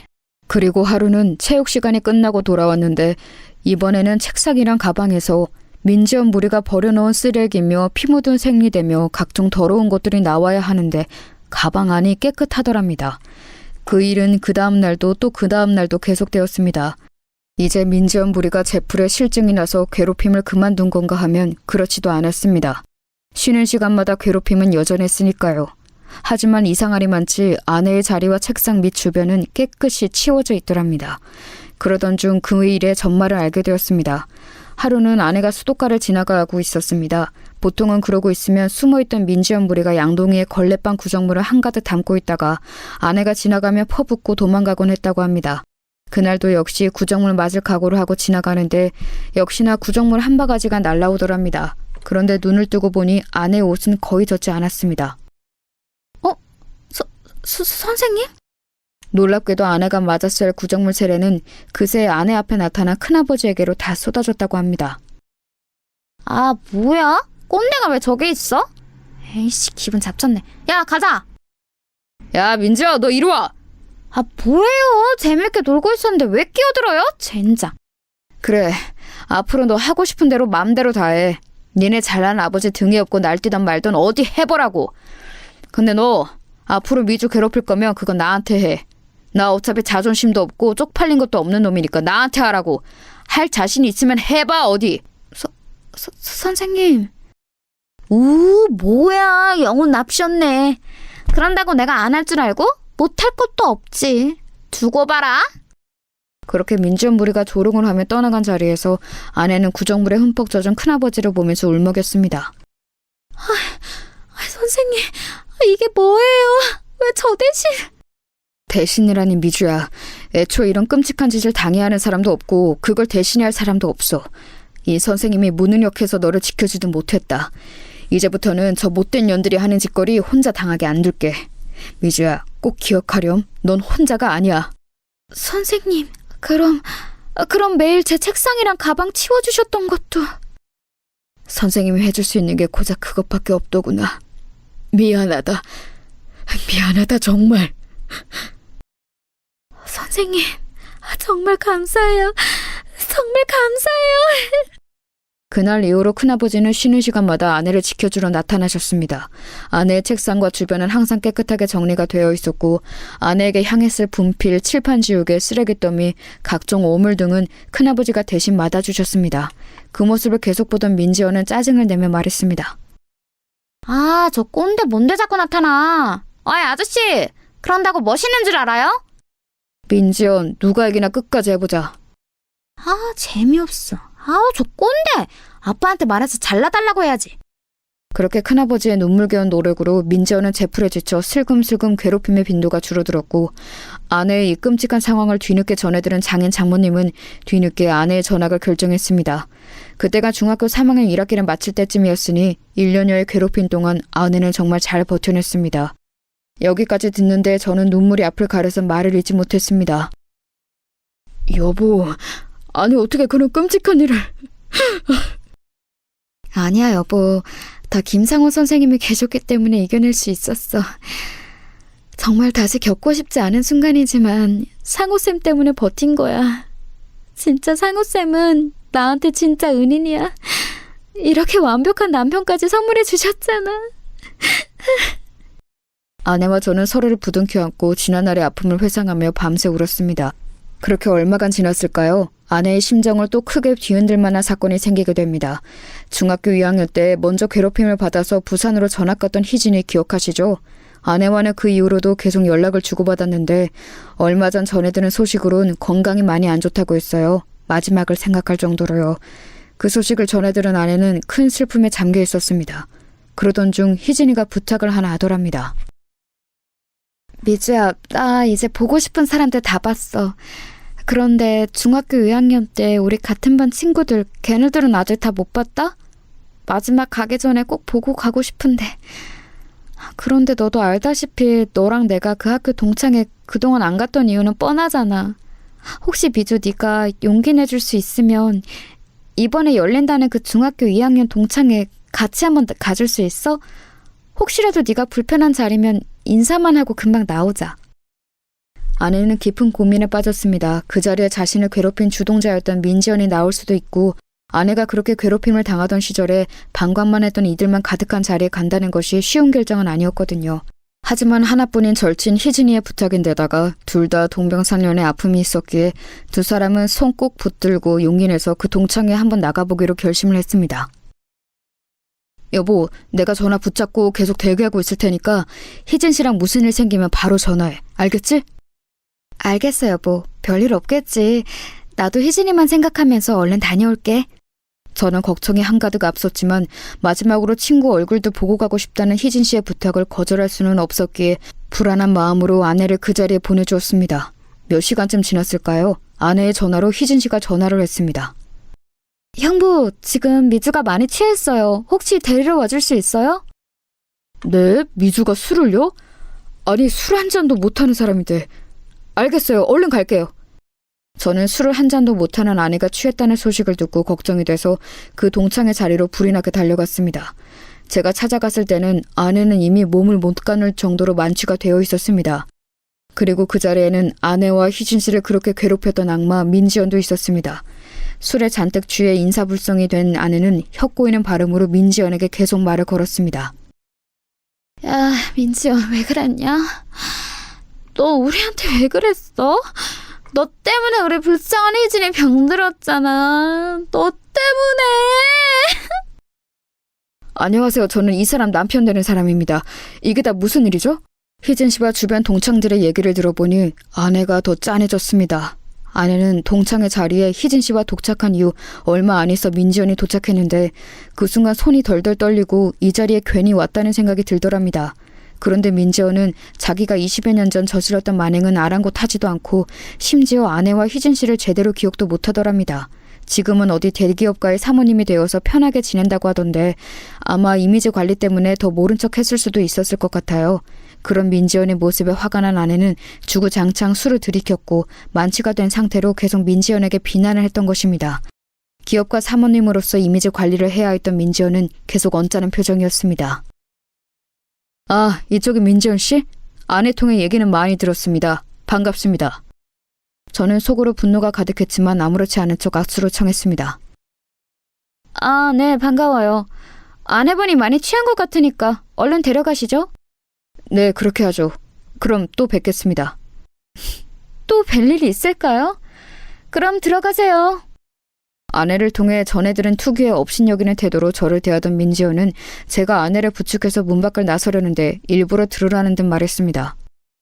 아, 어디서 남편도 꼭 지 같은 찌질한 놈을 만났네. 오랜만에 기분 좋게 동창회 왔다가 똥 밟았지 뭐야? 저는 그 말을 듣는데 더 이상 이성의 끈을 붙잡고 있을 수 없었습니다. 희진 씨, 차에서 미주랑 잠깐만 기다리실래요? 금방 다시 올게요. 네? 네, 그렇게 하세요. 저는 차에다 안전하게 아내와 희진 씨를 데려다 놓고 다시 민지연에게 다가갔습니다. 아, 아직 정식으로 명함을 못 드렸네요. 여기 제 명함. 아직 안 가셨네요? 어디 뭐 하시는 분인지 좀 볼까? 응? 반갑습니다. 대검찰청 중앙수사부 김준석 검사입니다. 제가 또 뵙자고 했죠? 적어도 아버지 일로 한 번 이상은 더 뵙게 될 것 같은데요. 아니 이게 무슨... 네, 아버지 민현찬 이사장님의 비리 수사를 담당하고 있는 검사입니다. 아버지 통해서 제 이름은 들어보셨죠? 들어보니까 아버지가 신나게 해드셨더라고요. 그리고 따님 명의로도 많이 해드셨던데 따님도 그 책임을 피할 수는 없겠죠? 네? 아니 잠깐만요 검사님. 저를 향해 하대하던 태도는 온데간데 없고 민지연은 갑자기 대뜸 제게 무릎을 꿇었습니다. 검사님, 그러면 우리 아버지 사건 담당 검사님이 동시에 임미조 남편이시라고요? 이거 잘못했습니다, 검사님. 제가 다 잘못했어요. 제발 아버지 일만은 좋게 좋게 넘어가 주세요. 이게 도대체 무슨 상황이냐고요? 네, 말씀드렸다시피 민재원의 비리 가득한 아버지의 담당 검사가 바로 저입니다. 아내의 과거 얘기를 듣던 중 아내가 다녔던 중학교의 이사회가 무언가 심상치 않아서 그 이후로 직업병이 발동을 해서 조사를 좀 해보았습니다. 그도 그럴 것이 제가 대학생 때쯤이었던가요? 큰아버지가 갑자기 학교를 그만두신다고 해서 조금 의아했던 기억도 나는데 그 기억까지 퍼즐이 한 번에 맞춰지더군요. 이 학교는 뭔가 심상치 않다는 생각에 바로 조사에 착수를 했고 아니나 다를까 이사장의 비리가 화수분처럼 터져나왔습니다. 이미 압수수색은 진행된 상태였습니다. 자기 집에 그런 큰일이 터졌는데도 뻔뻔하게 동창회에 나와서 거들먹거리고 있던 민지연의 모습이 얼마나 한심해 보였는지요. 그러다가 제가 담당 검사라고 하니까 바로 꼬리 내리고 무릎을 꿇는데 이렇게 쉽게 굴복할 거였으면 그 시절 내 아내는 왜 그렇게 괴롭혔냐고 묻고 싶었습니다. 머지않아 그쪽한테도 담당자가 갈 겁니다. 부디 성실히 조사에 임해주세요. 검사님! 저는 애처롭게 비는 민지연을 뒤로 하고 술에 취한 아내와 희진 씨를 무사히 데리고 돌아왔습니다. 그 뒤로 민지연과 그의 아버지는 비리에 깊게 관여한 혐의로 법정 구속이 되었습니다. 아마 부녀가 둘 다 중형을 피하기는 어려울 것으로 보입니다. 이렇게 오랜 세월이 지난 뒤에야 아내의 복수는 완성이 되었습니다. 뒤늦게 소식을 전해 들은 아내는 눈물을 흘렸습니다. 결국에 모든 게 제자리로 돌아가는구나. 고마워, 여보. 고마워. 자, 여러분 어떻게 들으셨나요? 평생 가슴에 상처를 안고 살아온 아내의 복수극에 함께 통쾌하신가요? 저도 할 수만 있다면 이번 사건으로 아내의 가슴에 쌓인 모든 상처가 다 씻겨져 내려갔으면 좋겠습니다. 이 천사 같은 사람이 이겨냈을 그 무수한 세월을 생각하면 가슴이 한없이 먹먹해지거든요. 게다가 이런 일들이 지금도 계속해서 벌어지고 있다는 점이 정말 슬플 뿐입니다. 오죽하면 더 글로리라는 드라마가 이렇게까지 흥행을 했겠어요. 그 드라마의 각본이 잘 쓰여진 덕분도 있겠지만 많은 이들이 개탄하고 공감할 만한 주제인 영향도 크다고 생각합니다. 그리고 제 아내는 그 드라마의 주인공 못지않게 정말 잘 이겨낸 사람이란 걸 믿어 의심치 않습니다. 부디 학교폭력과 왕따 문제가 대한민국에서, 아니 이 인류에서 영원히 뿌리 뽑히기만을 간절히 기도해봅니다. 제가 준비한 사연은 여기까지입니다. 모두 아내에게 남편에게 사랑한다는 말 한마디씩 더 건네는 하루 되시길 바랍니다.